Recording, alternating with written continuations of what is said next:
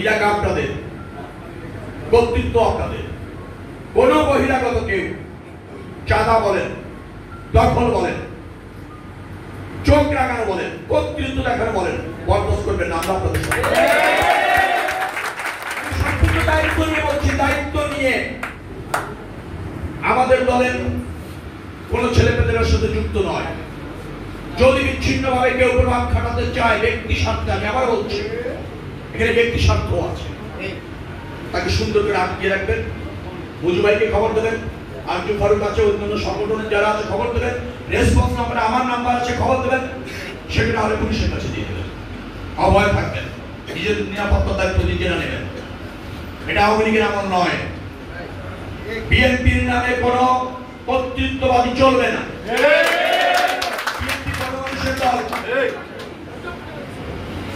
আমরা আপনাদের সুশাসন নিশ্চিত করতে চাই, আপনাদের কাছে জবাবদিহি থাকতে চাই, আপনাদের সেবা করতে চাই। অনেকে বলেছেন যে বিএনপি জনপ্রিয় দল, আমরা বিএনপি শুনেই ভোট দিই।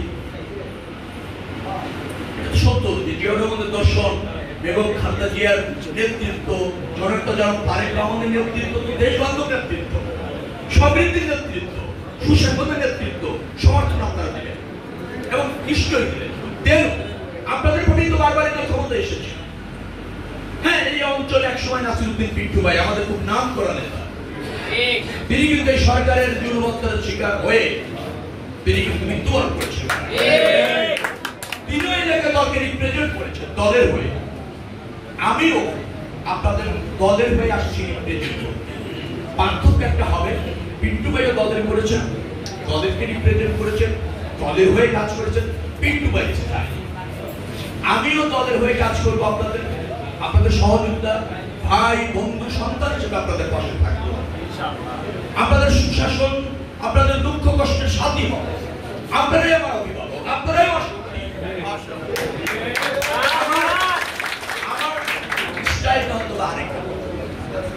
তবে আমি যে স্টাইল আপনারা পছন্দ করেন আজকের সবাই, আপনাদের যে অবয়ব, আপনাদের যে অ্যাপ্রোচ, আপনাদের যে ডিমান্ড, আপনাদের চোখগুলি এবং ফেসগুলি যা ইন্ডিকেট করছে, আমার বিশ্বাস আপনাদের সাথে আমার সম্পর্কটা নিশ্চয়ই হবে। আমার আপনাদের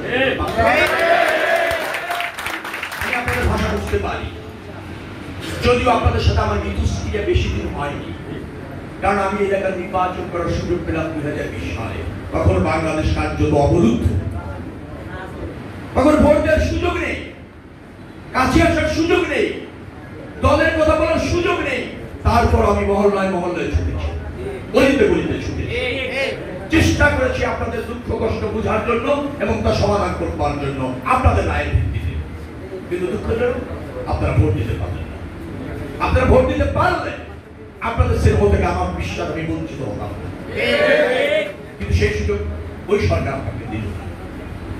আমি আপনাদের কথা দিচ্ছি, দায়িত্ব দিচ্ছি, আপনাদের সুখ, আপনাদের কষ্ট, আপনাদের দুঃখ, আপনাদের সমস্যা, এটা বিএনপি যেভাবে ওন করবে তার হয়ে আমি সেভাবে ওন করবো। দেশের বেগম খালেদা জিয়া এবং জনতা জনক তারেক রহমান, আমি বারবার বলেছি তারা দেশের সমৃদ্ধি চায়, সবচেয়ে বড় স্যাক্রিফাইস করেছে এই গত 17 বছর ধরে। আমার নেত্রী চিকিৎসার সুযোগটুকু পায়নি, মিথ্যা ভিত্তিহীন বানোয়াট মামলা তাকে কারারুদ্ধ করে রাখা হয়েছে। জনতা জনক তারেক রহমান, যিনি বাংলাদেশের মানুষের হৃদয়ের জননেতা, যিনি দেশটাকে ভিন্নভাবে করতে চান, তিনি দেশ অঞ্চলে থাকেন, তার বক্তব্য প্রচার করা যাবে। জালিম এবং অত্যাচার কর্তৃত্ববাদী এরকমের সরকার পৃথিবীর মানুষ দেখে। যাই হোক, জালিমের অবসান হয়েছে, নতুন বাংলাদেশ হবে।